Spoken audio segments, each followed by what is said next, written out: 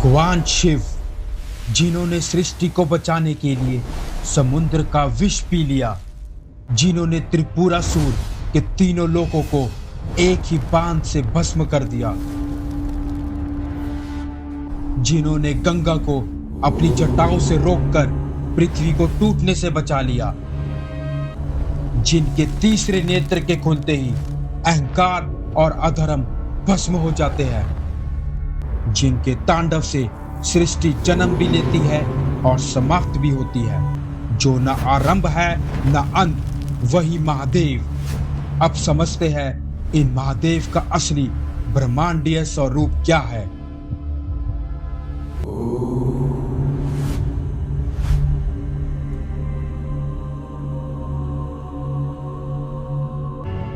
जब सब कुछ शून्य था, जब ना पृथ्वी थी, ना आकाश, ना दिशा, ना समय, केवल एक असीम शून्य था। पर उस शून्य के भीतर एक चेतना थी। यही चेतना थी शिव तत्व, जो ना जन्मा था, ना मरा, ना किसी सीमा में बंधा। अचानक उसी शून्य से एक अग्निस्तंभ प्रकट हुआ, इतना ऊंचा कि ऊपर नीचे दोनों दिशाओं में अनंत तक फैला हुआ।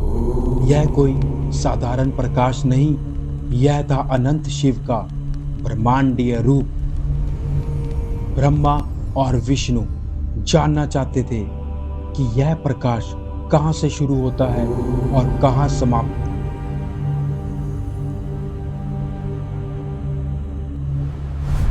विष्णु वरा रूप में नीचे गए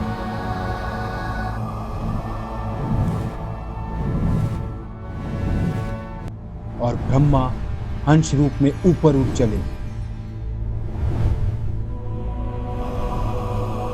हजारों युग बीत गए पर कहीं अंत नहीं मिला।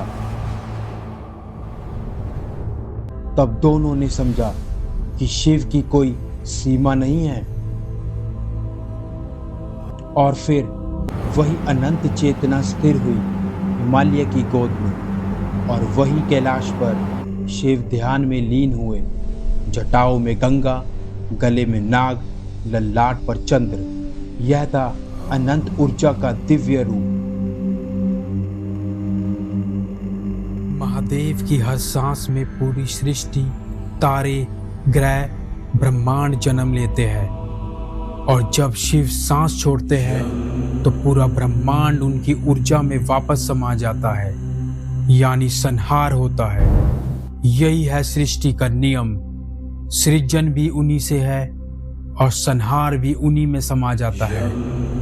जब दुनिया की हर चीज खत्म हो जाती है, जब रोशनी, समय, दिशा सब कुछ रुक जाता है, तब भी एक शक्ति बनी रहती है। वही शक्ति है महाकाल, जो समय को चलाती भी है और समय से ऊपर भी है। क्योंकि महादेव सिर्फ देवता नहीं, वह ऊर्जा है।